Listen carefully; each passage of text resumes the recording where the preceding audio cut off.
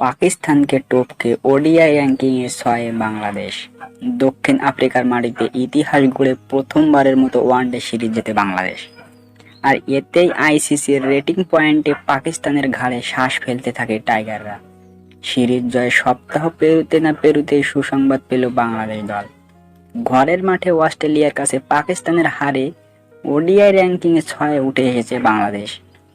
মঙ্গলবার ২৯শে March ৩ match সিরিজের প্রথম ম্যাচে মুখোমুখি হয় স্বাগতিক পাকিস্তান ও সফরকারী অস্ট্রেলিয়া।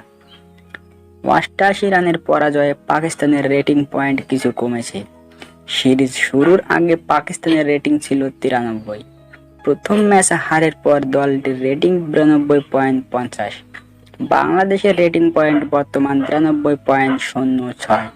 পাকিস্তানের চেয়ে দশমিক ব্যবধানে অল্প এগিয়ে থাকায় বাংলাদেশের অবস্থান এখন র্যাঙ্কিংয়ে ৬। এর আগে ৬ থাকা পাকিস্তান নেমে গেছে ৭-এ।